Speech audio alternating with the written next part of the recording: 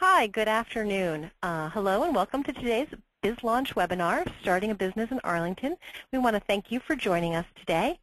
Before I begin, I would like to cover just a few webinar logistics for those of you who might be new to webinars. This is our very first webinar, so we will ask you to go with us as we kind of go through some of the logistical detail. And one of those first points is that we do strongly encourage you to join the webinar using the phone line so that you can participate verbally during our question and answer session at the end. If you will want to ask questions and participate verbally, we ask that you be sure that the audio box on your computer be set to telephone, and then you dial the telephone number provided in your confirmation email, enter the access code provided in your confirmation email, and then enter the personal audio pin displayed in your audio box. This will ensure that we will be able to hear you if you have any questions during the Q&A session. We are going to keep the presentation in listen-only mode for the beginning until the question and answer session at the end. So if you have any questions throughout the webinar, do feel free to type those questions in either the question box or the chat window, but we will hold those to the end. So don't be surprised if you don't hear back to us until the end. And if we miss anybody during today's presentation, we will try to reply directly via email following. And then finally, on the logistic notes, I do want to point out that we are recording today's webinar. We will make it available to attendees following the session if you would like it. But I do want you to be aware that the recording is going on. Now, with the logistics covered, I would like to turn this presentation over to Rebecca Blanco. Rebecca, I am going to be making you the presenter right now. Thank you. Welcome all. I'm Rebecca Blanco, Business Development Manager at BizLaunch and the Greater Washington Hispanic Chamber of Commerce. First, I would like to introduce today's presenters, Tara Palacios. She's the Director of BizLaunch, Arlington Small Business Assistance Network in Arlington County. Mrs. Palacios initiated the BizLaunch program back in 2002 to help entrepreneurs successfully grow and expand their businesses in the county. Since the program inception, the program has outreached to over 18,000 business owners through sponsored workshops, seminars, and counseling sessions. She has more than 20 years of experience in marketing and business development and has won numerous awards. With that, I will turn to Tara. Well, thank you so much, Rebecca. It is my absolute pleasure to be here this morning with everyone today to conduct our very first ever Starting a Business webinar. We really hope that you enjoy it. If this is a venue, a webinar you really enjoy doing, we will offer more in the future. So we're going to have it packed with information. Please remember to provide us feedback at the very end. If you like this, we can do other topics from financing to marketing as a webinar as well. With that said, it is my pleasure to also share with you all my contact information, all of the information that we're going to go over today. If you think of questions later on, or if something comes to you that you hadn't thought of today, feel free to either give me a call or drop an email, and we'll be sure that when you're starting your business, this is a very interactive process. We don't go away. We also have access to many other resource providers in the Washington, D.C. area that can help you live your dream of starting your own business. So there is the contact information for myself. And I'm going to start really with starting a business. There are many, many things that the new entrepreneur has to think about, from the legal aspects of starting to marketing your business to getting things together. And so the next two slides are things that most entrepreneurs, mistakes that most entrepreneurs make. And what we're going to do is kind of go over those in detail, because in the beginning, if you're aware of the type of mistakes that you're going to make, hopefully the cause is that you won't make them. And so I'm going to go over these two slides pretty in depth, and then we'll jump into more information about the logistics of getting started in your business. One of the most challenges that a lot of new entrepreneurs face is inadequate front-end planning. That means having a really great idea about starting a business, but not doing the planning, not making sure that it's feasible. not doing the cash flow projections, you really need to make sure that even though this is a great idea, I want to offer coffee in Clarendon, you also want to make sure that you have a market for that product and that you have enough of a market that it will sustain you over time and whatever your business goals are. So we really encourage at BizLaunch and through our network of service providers is making sure that you have your business plan, your marketing plan.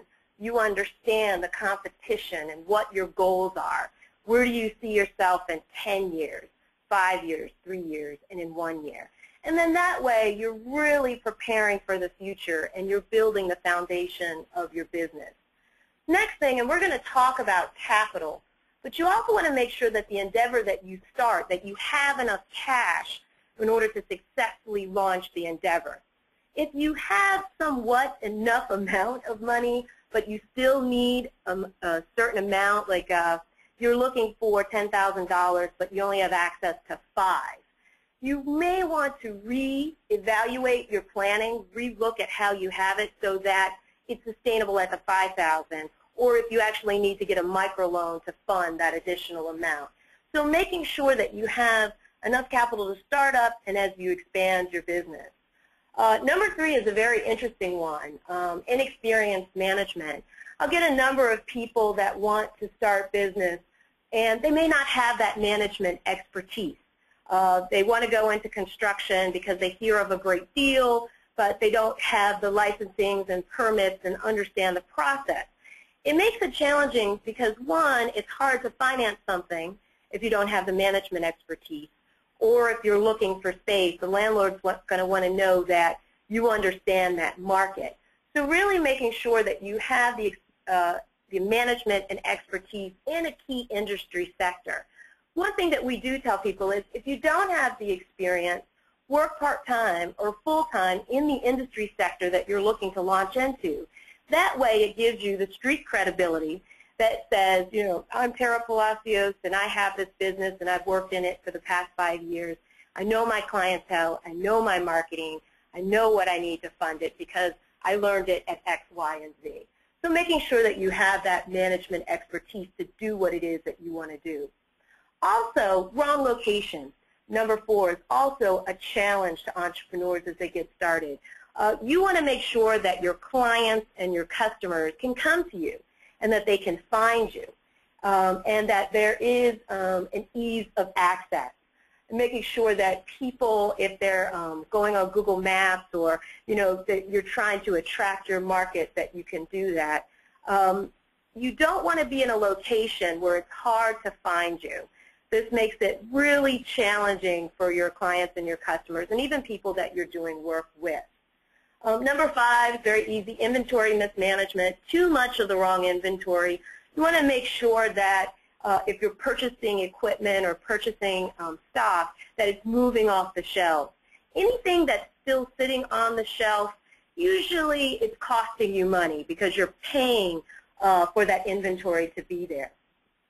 Number 6, too much capital and fixed assets. That's, you know, you're getting started, you're getting ready to launch, and you buy the very best in office equipment, the very best computers, or if you're a photographer, your photography equipment. And then when it goes to actually having to hire someone or to do another endeavor, you don't have the cash in order to do that. So really diversifying your cash flow and your money stream. Which leads us to number 7, poor credit practices.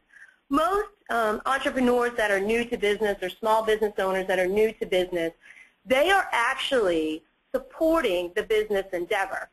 So banks, landlords, people that are doing business with you will look at your personal credit history until you begin to grow your business to keep it separate from the business entity.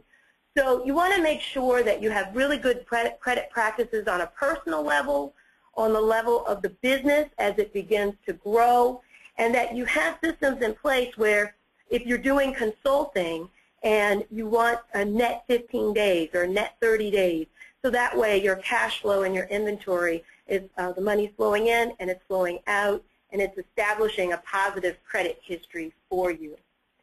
Number 8, unplanned expansion. We've worked with in BizLaunch a number of business owners, and sometimes when one location is doing really, really well, the thought is I need to get 2 more locations or 5 more locations.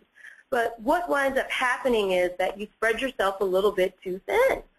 And you really need to make sure that just because the first location is doing well, you want to make sure that you can replicate the talent, that you trust the person that is actually going to be managing your second and third locations, and that you actually have the capacity to continue the expansion in a positive flow. Number 9, having the wrong attitude.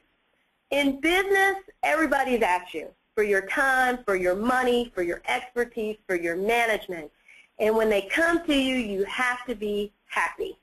You have to enjoy and love and have passion for whatever it is that you're doing.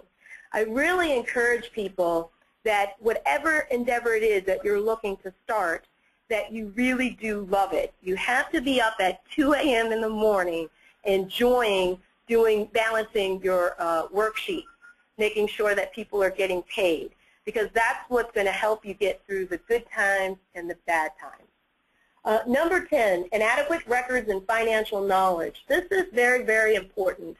We work very closely with the Internal Revenue Service, and we've always posed the question to them, you know, how long should I keep my paperwork?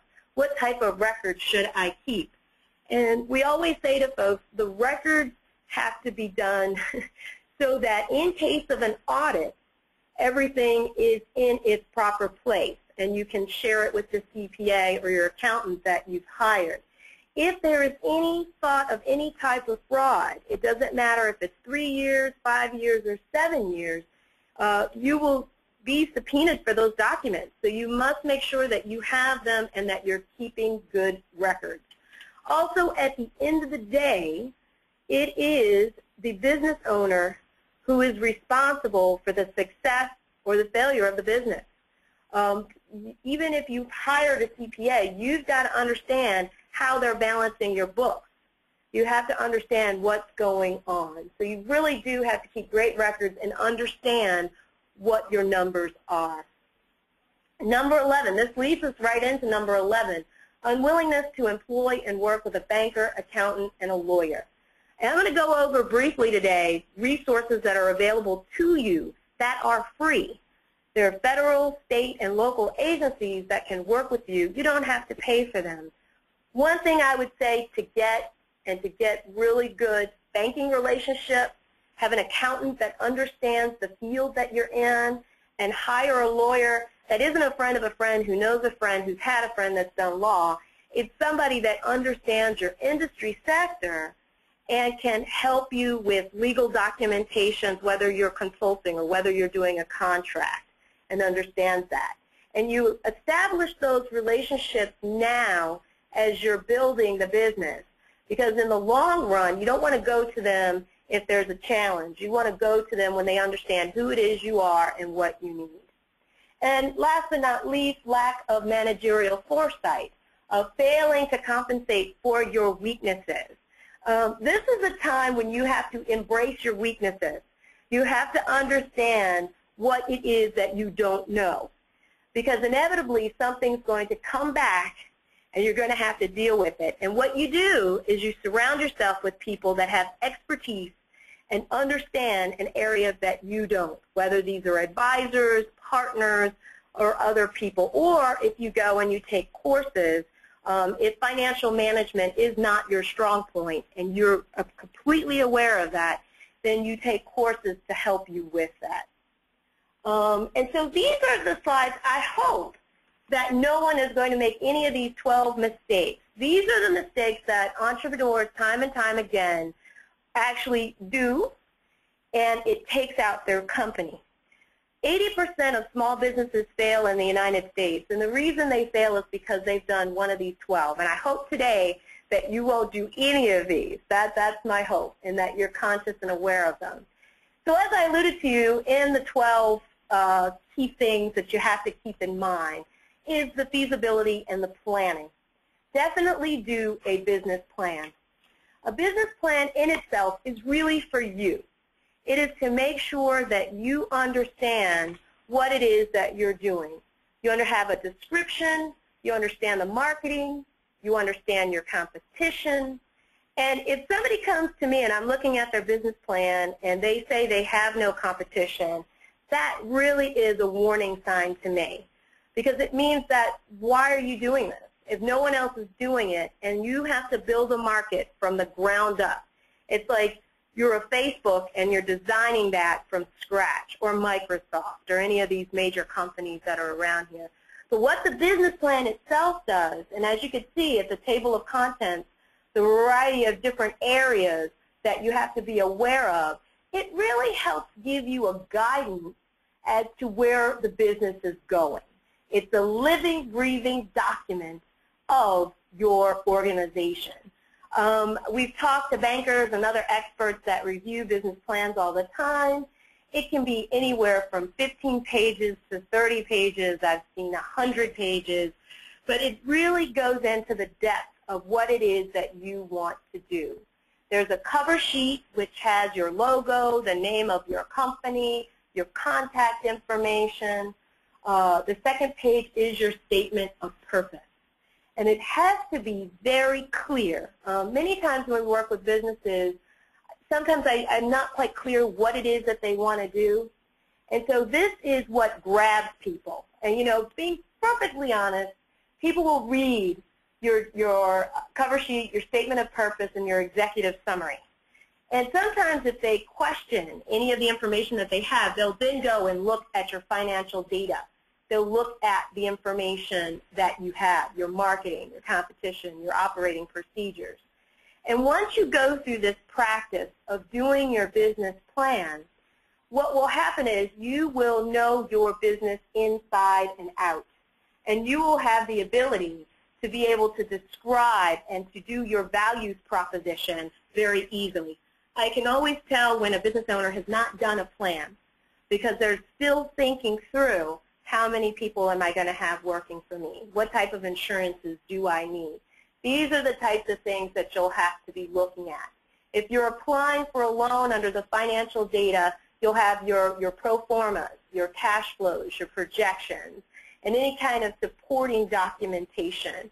If you're doing B2B and people want to know or see, or if you're purchasing a business or you're going into a franchise, they'll want to see the tax returns of the principal owners for the last 3 years. They want to see your personal financial statements.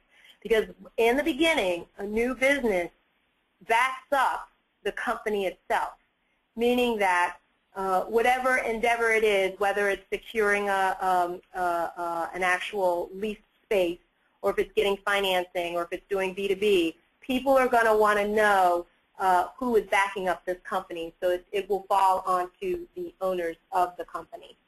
Now, the good thing said, this is an endeavor. It's like putting your dream on paper and writing things down, but there are a ton of resources that are available. Let me see here.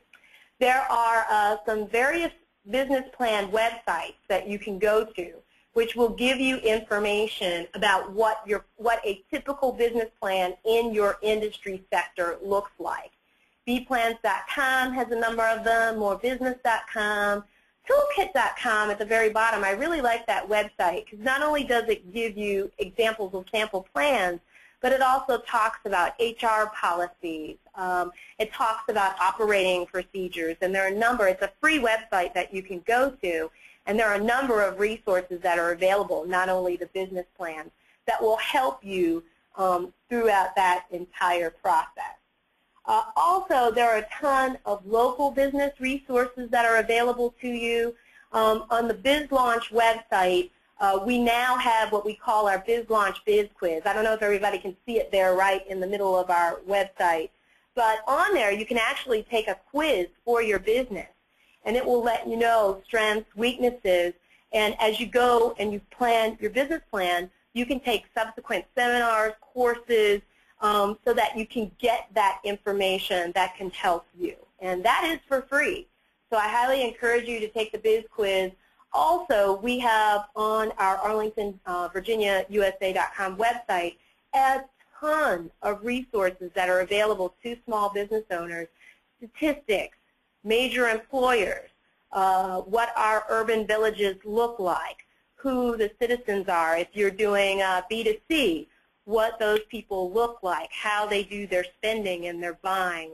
A lot of the information that you'll need to grow your business is actually available on our website.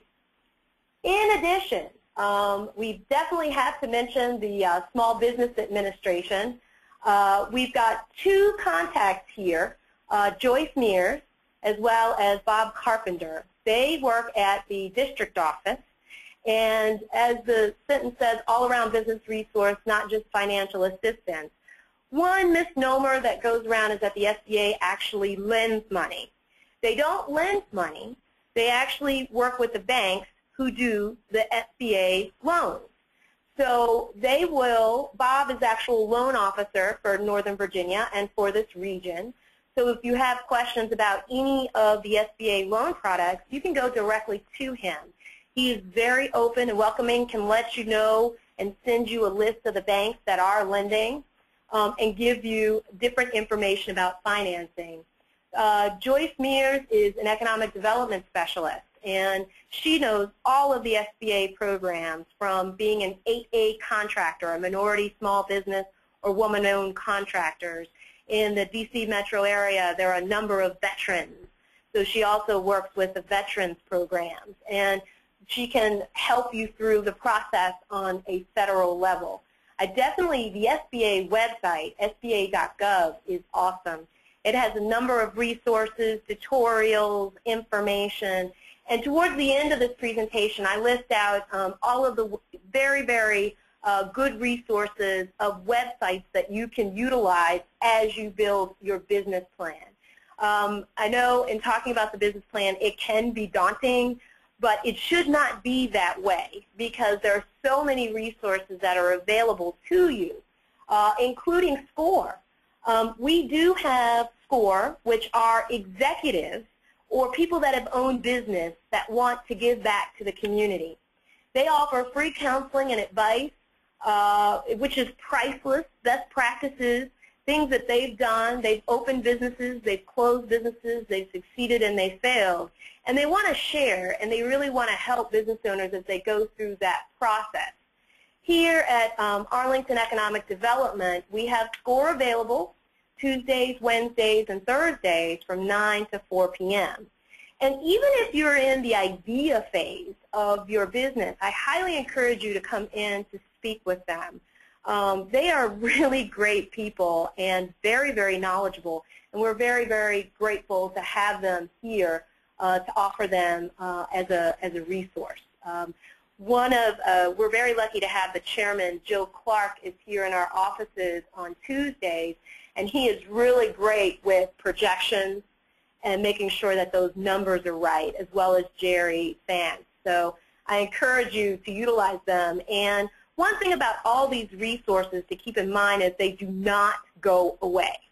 So if you meet with them, 1-hour appointment on a Tuesday, and you go off and you're doing your thing and you have another question or you want to make another meeting, they will meet with you as many times and they will talk to you as much advice and counseling. I would say you can actually use them as a mentor. Which leads me to the library.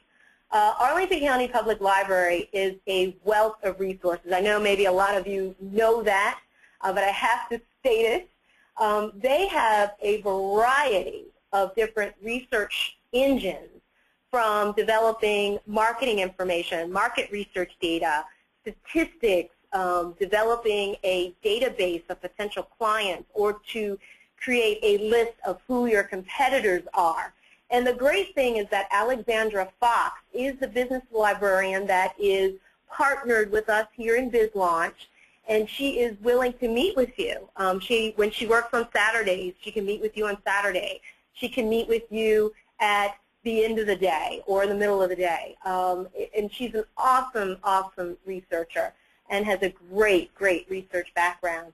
If you go to the library's website, you can click on their link, and go right to some of these resources, or you can set up an appointment with her. You can also give her a call. I just realized I didn't have her phone number on there, but it's 703-228-5999, and she's very accessible, and the resources that we have will only supplement and help you as you're doing your business planning.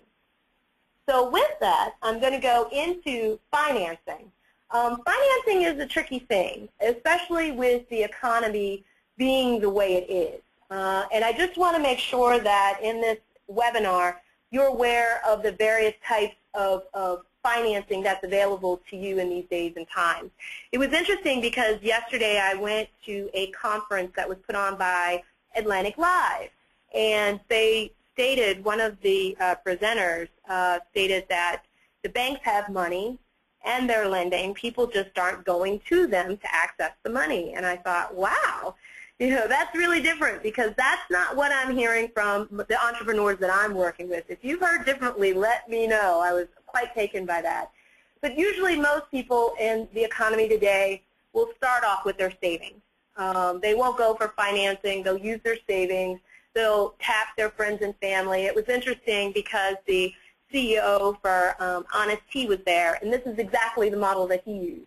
He tapped into his friends and family and advisors, mentors, people that he surrounded with himself so that he could actually launch the business. So I think the first two bullets, none in friends and family, is where a lot of folks in this current economy are going to, any kind of savings or funding that they've done themselves. But there's also traditional lending. So if you want to use the equity in your home, prime equity lines or home equity lines, you can do that to bridge a gap for your lending. There's also those, remember I was saying earlier that SBA does not do direct lending unless it's a disaster, I should say. But they do SBA-backed or guaranteed loans. So it's basically like having the federal government co-sign for your financial endeavor. You'd still work with BB&T, M&T, SunTrust, but they would be going through the SBA route. Or you could do a commercial loan, which is based on the merit of the business. So you've done your projections and you have your business plan there, you have cash investments, and so you're going to go for a commercial loan backed by the business itself. Usually businesses that are expanding or more established go that route. And then there's also venture capital money. This is money that's invested by either individuals or groups into an endeavor. Usually they will ask for a percentage of that business for lending or investing the money into your endeavor. Locally, the Business Alliance actually does grub stakes quarterly. And if anyone is interested in participating in grub stakes, please let us know because we always can get discounted tickets. But grub stakes is a event put on by the Business Alliance quarterly, and they fund anywhere, I believe, from $500,000 up to $1 million to a growing new or a startup business in a variety of different industry sectors. You actually have to apply for it, and then at the end of the, one of the quarters, you present. And you have 20 minutes in front of a room of 300 bankers, investors, and big business owners to do your pitch. If anything, it's a great way to practice your plan, your business plan and what it is that you're doing. And it gives you an idea, if you want to attend, it gives you an idea of what really good small businesses look like. And I think that's a really great forum to do it. MIT Forum also does some type of VC. They also do a number of events, and they'll work with business owners that are looking to get investors. There's the Mid-Atlantic Venture Association, and we just recently started working with the folks from DC Community Ventures. What's interesting about DC Community Ventures is that they are a fund that is looking to do creative investment. So not your typical IT, not your typical, they're looking to do retail, they're looking to do investment to actually improve a community in a variety of different areas. So definitely take a look. If you're interested in having people invest in your business, angel investors, seed investors might be the way to go in these days and times. And it was interesting because when we heard from the CEO from Honest Tea, that was how he got his some of the first and second tier of his money, of his investment, of his organic tea. So these are some of the various avenues of assistance that you can utilize. As part of your business plan, you should identify if you need any additional financing, and that should be part of your plan.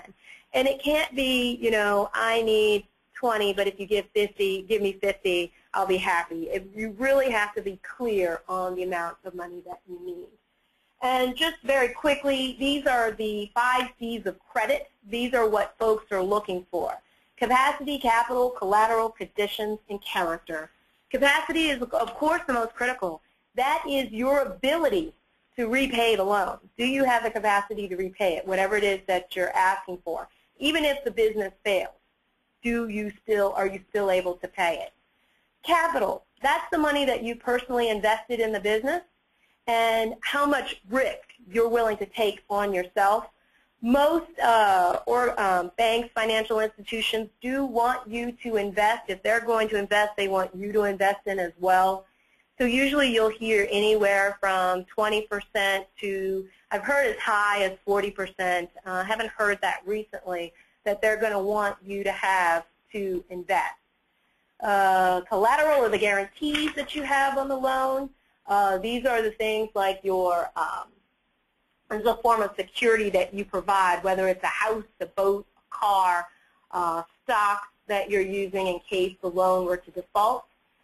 Conditions. There are some, just keep in mind too, there are some financial institutions that want to know what your purpose of the loan is for and what you're going to be doing with it. Sometimes there are banks that won't fund a restaurant or retail or that kind of a thing. So you want to make sure that the organization that you go to actually lends in your industry sector.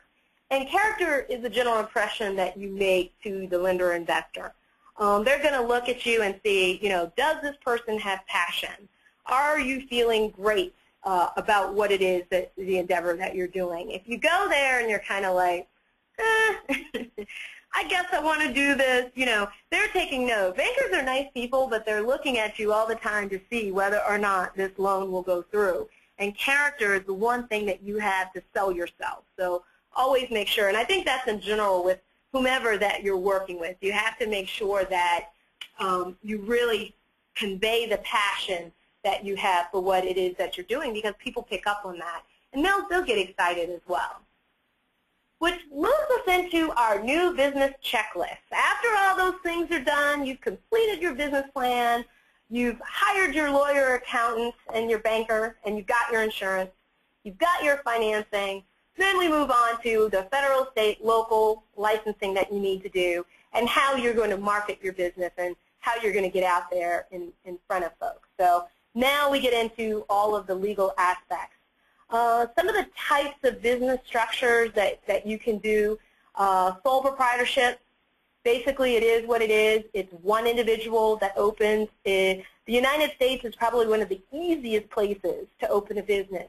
And basically, it can just be you. You can use your own Social Security number, and you can get started. You can be in business tomorrow.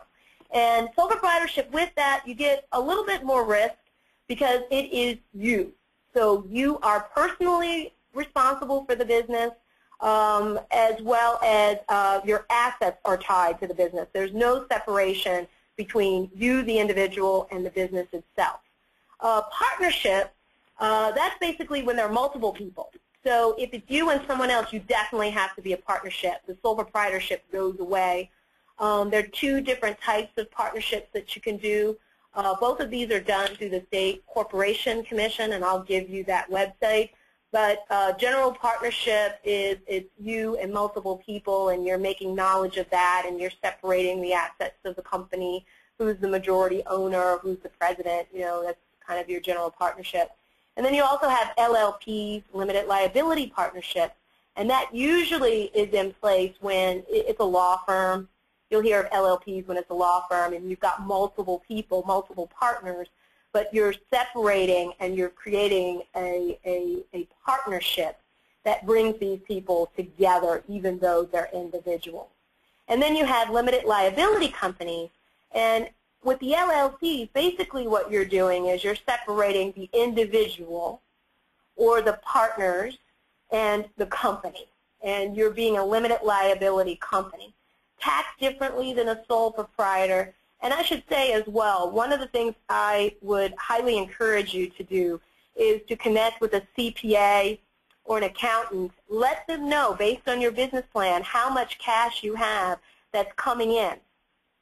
And when you do that, they can let you know what makes the most sense, if you should be an LLC or a partnership or a sole proprietorship or a corporation. A corporation takes it to the next level where you're either selling shares of to raise money for your company or you're not. So there are a variety of different types of business structures. Some things to keep in mind is it's easy to go, or easier to go, from a sole proprietorship to a corporation than it is to go from a corporation to a sole proprietorship. These are all legal entities, and so if you're working with your local government, because you would register these entities locally, you actually need to close one to open the other. It's much harder to close a corporation and then become an LLC. It's much easier to go from an LLC to a corporation. So these are some questions that I would definitely pose to your attorney or your CPA or accountant, which makes sense after you figure out how much you're going to be grossing and what you're going to be doing. One thing I would recommend is your employer identification number. This is basically the Social Security number for your business. It gives you a unique identifier. If you're a sole proprietor, you don't have to get an EIN, but I always tell people or encourage people to do so because it separates your personal assets to that of the business or the consultation. With the IRS.gov, it's very simple to do. You could do it online. You could call them on the phone. You can fax. The IRS makes it really simple for people to do this. If you've answered yes to any of the questions below, like if you have employees or if you're a corporation or LLC, then you have to get an EIN number, your unique number for your company. And that's one of the first things that you'll want to do after you've decided to, if LLC is the way that you want to go, the next thing you want to do is to get the employer identification number. Next, you also want to know where you're going to be. Are you at home? Is your location at home? And, do you have any overhead with a lease space? Are you going to be in a retail or a restaurant space? Are you going to be an incubator?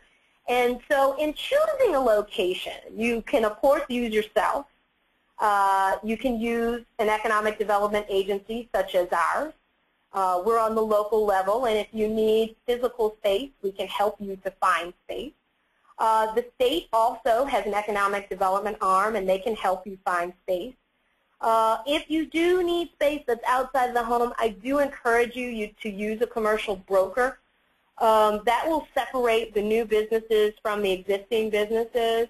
If you call up a for sale or for lease sign and they realize that you're an individual not being represented by a broker, they won't take you as seriously.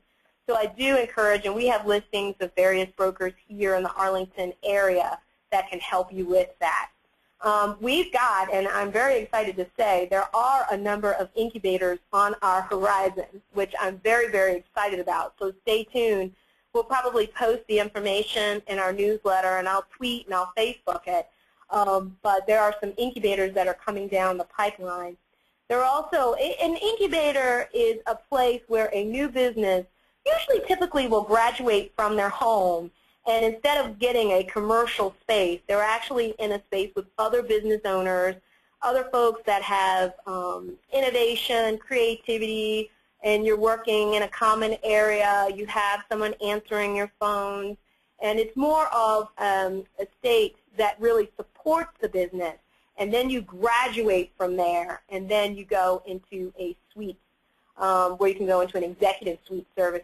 What's interesting about executive suite services is that with them, you can actually do a la carte. There's about 10 that are here in Arlington, and even one in our building, where if you just need a virtual office, or if you want a post office box, or if you want to have access to a conference room, the suite services will do that. And one of the most important things to do is zoning, and that does have an exclamation mark. Make sure that wherever your business goes, that it is zoned appropriately for that use. So if you need to, you have to get a home occupancy permit for your business, or if you're a retail establishment, you have to make sure that it is an establishment that can be opened in that particular area. That said, if you have any questions about it, I've copied the page for the zoning administration, and you can see under different types of permits, they have use permits there, but they also have an area under useful links that says certificate of occupancy, or you can find out how your property is zoned. And then right below that is home occupation. So you can actually fill that out online, your home occupancy permit, and they'll let you know right away, and they'll send you the right paperwork to do that. You will need to file for your certificate of occupancy, which basically says that your use is permitted where you want to go. You file for that very first thing locally. And I've got the links to the various permits here under home occupancy and under CO, which stands for certificate of occupancy. Also, any type, if you need to have signage, or if you want to have live entertainment or music, there are use permits. So you've got the direct phone number for the COs if you have any questions. For instance, if you want to open up a child or daycare, you have to make sure that it's zoned for that use. You can call, give them the address, and make sure it's okay. So you want to make sure that legally where you operate, you can do that use. And then also you want to make sure you get your permit as well, so when you file for your federal taxes, you know, speak with your CPA about this, but you can get some money back for that, for some of the space that you use. If you're doing any type of build out, meaning you have to put up a wall or you need to change something, that is done through inspection services. And there's a full process for that. As you can see, I copied their space. But Shahriar Amiri is our building official. Usually if people are doing build out, I make sure that they speak with him prior to submitting any plans. You want to make sure that your architect is familiar with Arlington's rules and regulations, understands all the ADA requirements, the size of doors and things of that nature. Now if you're in your home, you don't have to worry about this. But if you are planning to get retail space or commercial space, you want to make sure that you're aware before you start doing any kind of movement or activity on the facility. Which leads us to some construction guidelines. I've put here the PDF that has all the information about construction and what you need to keep in mind. And I've just bulleted out some of those areas, like the construction, hiring a professional architect. I've had some business owners that have tried to do it on their own, and it's not like doing something in the home itself. You want to make sure you get somebody. You want to make sure your forms are filled out completely and your plans are clean and accurate, and that you're understanding everything that ADA requires. Which then leads us to, once you've done all that through zoning, you've got your certificate of occupancy, you've got your permits, everything else that you need, then the next thing you do is you apply for your business license. Unfortunately, it used to be that you could get that online. Now they actually want you to come in because they want to make sure that they set you up properly. But your business license is actually how you pay your taxes. This is the way that you actually pay the local taxes. So you do the federal, and this is the local. If you begin the business anytime after January 1st of that year, the taxes and fees are due and payable when such a person begins the business. And so if you're a 1099, if you file C or C-Easy, If you rent any commercial space or if you rent more than 4 residential spaces, you are considered a business and you'd have to have the license. The one thing to keep in mind, some jurisdictions allow you to wait to get the business license. In Arlington County, we do require that you get your business license the day you begin operation. So make sure that you have your license in place. This is a really good handy thing. Business license taxes are usually based on a business's previous year's gross receipts. As a new business, you're not quite sure how much you're going to gross for the year. Typically, though, for the first couple of years that you're in business, you can estimate those taxes. You can decide to pay it at the end of the year. You can pay it monthly, quarterly, whatever is of the most convenience to you. Up to $100,000, there's a flat tax.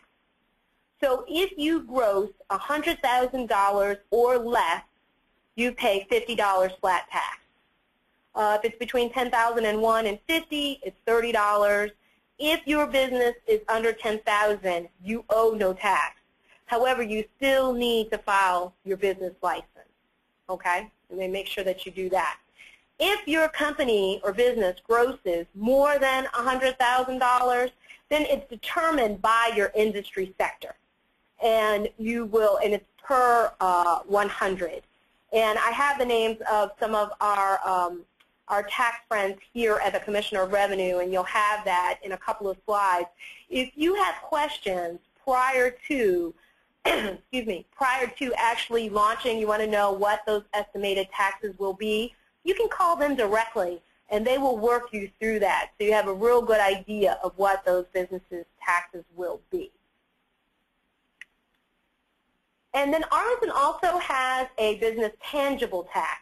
Basically, it's a personal property tax for the business. So any kind of computer equipment, if you have cameras, anything that's associated with the business, it is a tax that is itemized. If it's older equipment, it's done based on the year and model of the equipment. And that's another thing that you can contact and call the Commissioner of Revenue, our contact people, so that you have an idea of how much that equipment would be or if it's eligible or ineligible. So May 1st is when you have to file to avoid any filing penalties. And that is the business tangible. Through the Commissioner of Revenue, you can also register your trade name. I would encourage you to go online. Under trade names, you can actually search and submit your application online. I would recommend that if your name is important for you to do that, just to make sure that no one else in the county has it. If someone else does have it, they may be able to reject it. So you can go online and check and see, and then you can file for that. I would actually probably do that first before you register for the LLC, just to make sure that it is available. And you can do that right online at that website. And these are our contacts here at the Business License Office, the Office of Commissioner of Revenue: Rodolfo Luna, Monica Norman, and Christina Uriarte. Rodolfo is our main contact that we work with, and this is his phone number. His email is also rluna@arlingtonva.us. Monica specializes on sales and retail tax. She would be an excellent contact for that. And Christina Uriarte is a customer advocate. So I'm going to take a sip of water right now. Oh. So say you want to go to Christina, and you've gotten or received a tax and you question it, how did this happen, I have more questions. She will advocate on your behalf, which is a really great thing to have, and she's a really great connection at the Commissioner of Revenue's office. The State Corporation Commission is where you go when you want to get your LLC or your general partnership or your if you decide that you do want to incorporate, scc.virginia.gov, and it's managed by the Office of the Clerk. And basically, you can go online there. You can also search to see if someone has your name there. You can check if you're doing B2B with someone else. You can check to see if they're legally registered within the Commonwealth of Virginia. You can pretty much, no matter where you are, if you're in Maryland or you're in DC or Virginia, you go through the Corporation Commission in order to get your LLC. A lot of people will say, oh, what about, Delaware? I want to incorporate in Delaware because I hear that's the place to go. Typically, people will register in Delaware if they're in the banking industry because they have banking laws that are favorable to credit card companies and to financial institutions. So usually where you're at is where most people will register their businesses. And this will give you the right contact information. It will get you directly to the SEC's website. Great thing now is that you can file online. They also, the SEC also oversees healthcare regs here in the Commonwealth, as well as some employment and business insurance information. So be sure to check that out as you're starting your business. This is the actual website itself. On the left-hand side, you can see the entity search. This is where you can go in to type the name. And right below, the third one down, is forms and fees. So any costs, anything that's associated in the forms, all of that is there. Some people ask me, well, should I go ahead and pay somebody else to do this? And I always tell folks it's a one-page application with a crib sheet. So I think, it's very self-explanatory. And if you have any questions, you can feel free to chat with us about the forms. If your business is regulated, you would go through an office that we call DPOR, the Virginia Department of Professional and Occupational Regulation. Typically, this is for folks that are in the construction industry. If you're doing anything with nails or hair, you would actually go through DPOR, or an architect, and they would make sure that you know where the testing facilities are and that you pass the state and any kind of other information that you need in order to manage and run your business. That's all done through DPOR. And their contact information is right there. And as I talked about before, these are some excellent business websites. And shameless to say, I have ours as the first one. But you also have the SBA, the district office. This is the local office, so you can get all kinds of local information there. DC Score, that's how you get directly to them. The IRS also has some wonderful, wonderful information for businesses, and I would definitely take a look. They've really compiled some useful information. DBA is the Department of Business Assistance, dba.virginia.gov. That's the state clearinghouse for starting a business. They also have wonderful resources that they've compiled that you can use. Talk about Toolkit and how good they were. If you want to do business with the Commonwealth of Virginia, and I encourage everyone to do so, it's done through EVA, eva.virginia.gov. It's a website, a clearinghouse for all the local municipalities, all of the universities in Virginia. I think Fairfax County goes through EVA, so does University of Virginia, Virginia Tech. All of them, if they're looking to buy goods and services from businesses, definitely do that. Go, register through there. Arlington County is also looking for great businesses. And you can also, we do not go through EVA in order to do contracting. We have a separate contracting arm. And if you go to the website there, you can register, you check off all your capabilities, and they will send you opportunities. There's also an organization called Virginia PTAP, vaptap.org. They also provide free training and also will help you to respond to contracts, whether they're state, local, or federal, or B2B.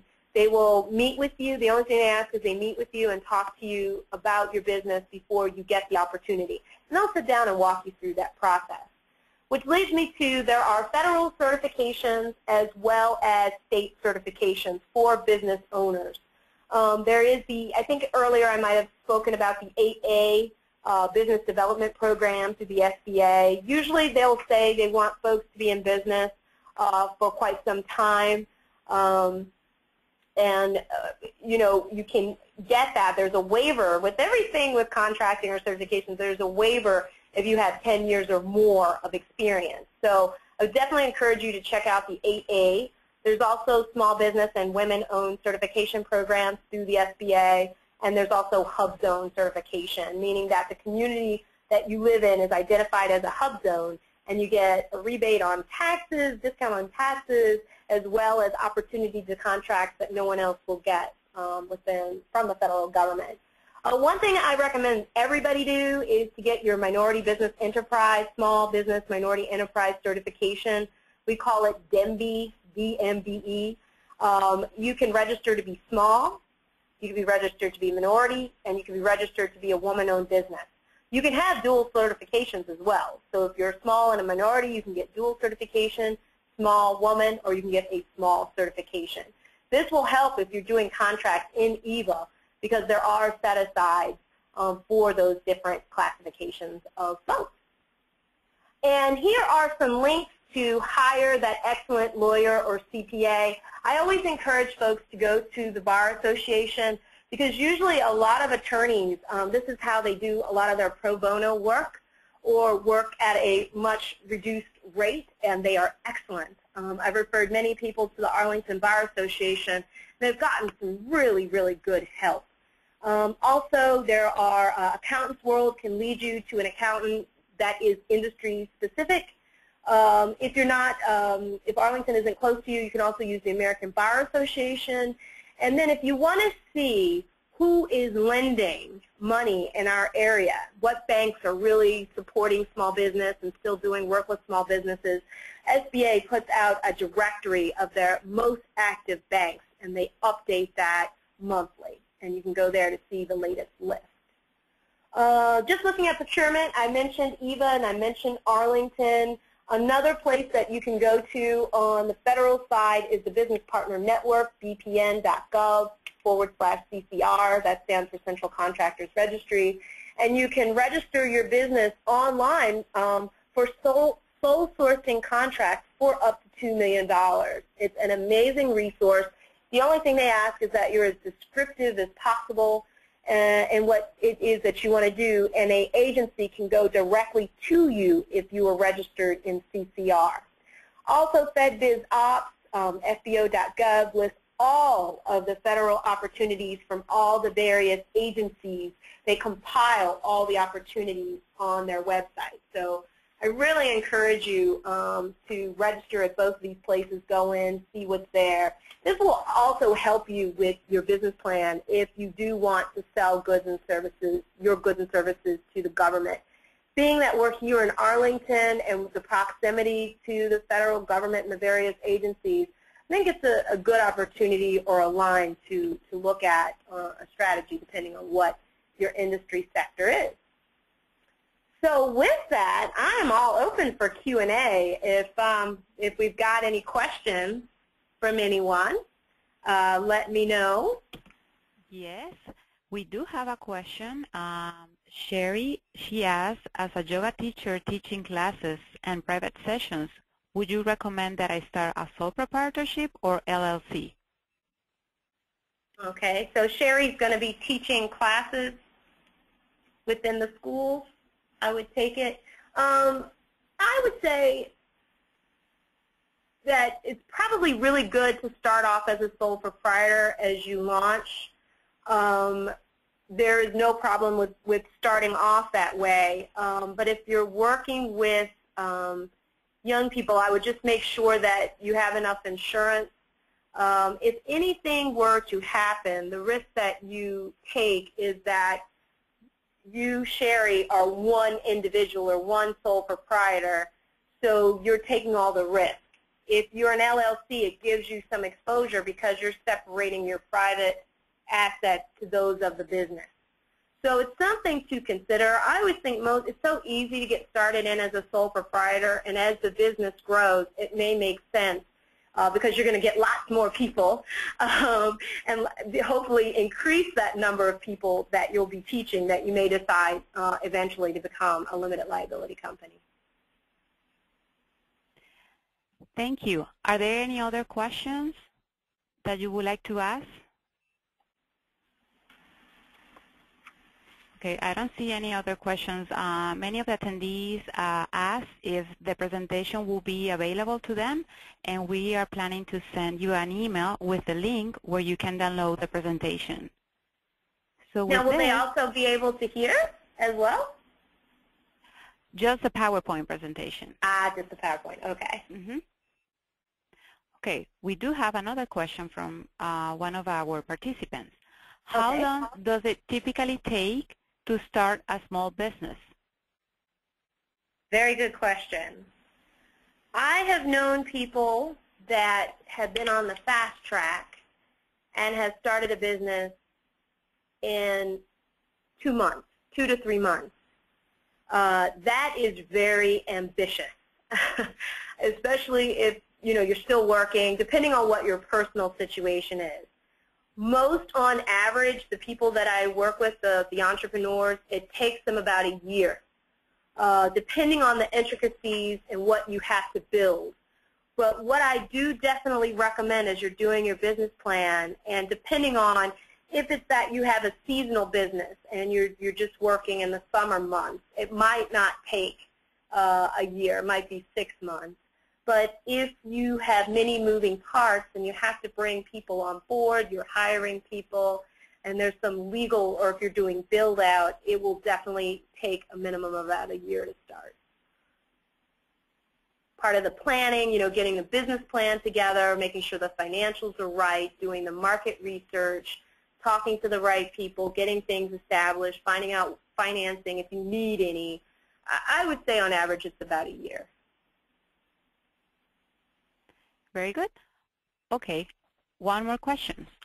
Where can I go and do market research for IT business? We want to create a product service business. I would say to start with us. We have a regional economist here that can help you pull some of the numbers. So if you're looking for really specific information, we should be able to help you find that using some of the databases that we have. The next, and probably where I would probably recommend to start as well, is with Alexandra Fox with the Business Librarian, because she has access to excellent research materials, and in the IT sector specifically, that you can meet with her. She'll sit down with you. She'll show you how to get the access to that information, as well as you can then use those databases from your home office or your business. So that's what I think what I would do is start with Alexandra first and see what databases are available through the libraries that you get licensed to, and then follow up with a meeting with with our regional economist here. So as you have very specific information or questions about the IT industry sector, he can help you to pull that.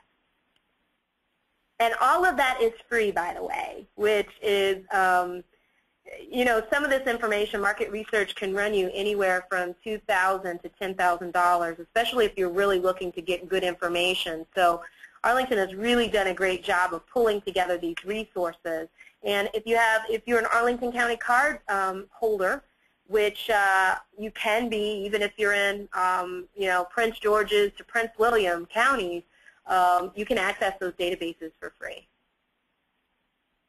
Thank you. And then our final question is, can you tell us more about the Biz Quiz and how exactly it helps my business planning? Oh, yes. The Biz Quiz is something that we created with a company that actually will test your business. It asks you a series of questions. It gets underneath your skin to see what kind of knowledge that you have. At the very end of the test, it gives you results of your strengths, your weaknesses. It really makes you think out the whole business process that you have to go through. I would actually recommend taking the Biz Quiz before you actually start the business plan. So if there are weak spots, you can work on that first and get that together. It is available on our website, arlingtonvirginiausa.com/bizlaunch. It's the very first button. You can just click on that. It'll take you about 45 minutes to take. Now, a really good thing about that is we will also provide you with an extension extended results. So after you take that, you can meet with one of our business counselors, and they will go through a very comprehensive report of the quiz that you just took. And that, I can say, my friends, is also free. And free is a good four-letter word when you're starting a business. Okay, thank you. So with that, we are finalizing today's session. Tara, would you like to say your final words? I would like to thank everybody for participating in our very, very first webinar. I hope you found the information resourceful and useful and of value. If so, let us know. We'll be doing this again. And I also want to personally, very quickly invite everyone. We are doing a networking session on December 13th. You'll find it on our website.